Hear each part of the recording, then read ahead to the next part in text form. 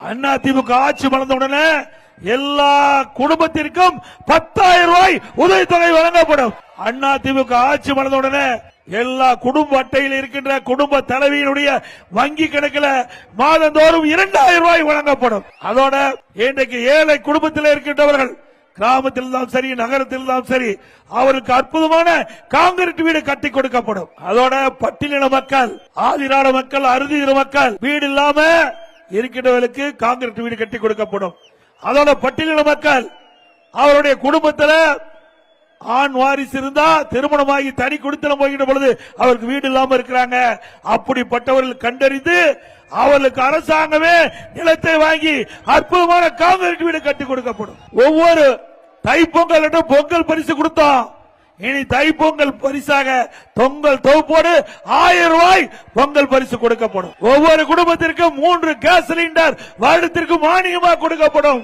இப்போ பெண்கள் தான் நகர பேருந்துல கட்டணம் இல்லாமல் பயணம் செய்யறாங்க. இனி ஆண்களும் கட்டணம் இல்லாமல் நகர பேருந்திலே பயணம் செய்யலாம். அதுபோல நம்முடைய பெண்கள் பணிக்கு செல்கின்ற போல குறித்த நேரத்தில் செல்வதற்கும் பணி முடிந்த பிறகு வீடு திரும்புவதற்கும் அம்மா இருசக்கர வாகனம் 5 லட்சம் பேருக்கு வழங்கப்படும். ஒவ்வொரு அம்மா இருசக்கர வாகனம் வாங்குறதுக்கு 25,000 ரூபாய் மானியம் வழங்கப்படும். அதே போல இன்றைய தினம் எப்பொழுது பார்த்தாலும் ஸ்டாலின் பேசுறார். இன்றைக்கு குடும்ப தலைவிக்கு மாதந்தோறும் 1000 ரூபாய் உரிமை தொகை வழங்கப்பட்டதாக சொல்லிட்டு இருக்கார். இந்த உரிமை தொகை அண்ணா திமுக தொடர்ந்து கொடுத்த அழுத்தத்தால் திமுக அரசாங்கம் கொடுத்தது. உடனடியா கொடுக்கலீங்க. 28 மாசம் தொடர்ந்து சட்டமன்றத்தில் குரல் கொடுத்தேன். பிரதான எதிர்க்கட்சி தலைவர் முறையில் எங்களுடைய அண்ணா திமுக சட்டமன்ற உறுப்பினர்கள் தொடர்ந்து சட்டமன்றத்தில் குரல் கொடுத்தாங்க. அண்ணா திமுக பொதுக்கூட்டத்தில் பேசணும். பேட்டியில நான் கொடுத்தேன்.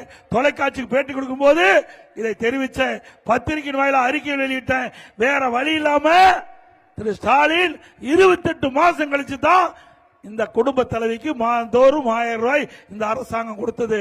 திரு ஸ்டாலின் அவர்களே, நாங்க மட்டும் அழுத்தம் கொடுக்கலனா இந்த 1000 ரூபாய் குடும்ப தலைவிக்கு கிடைத்திருக்காது.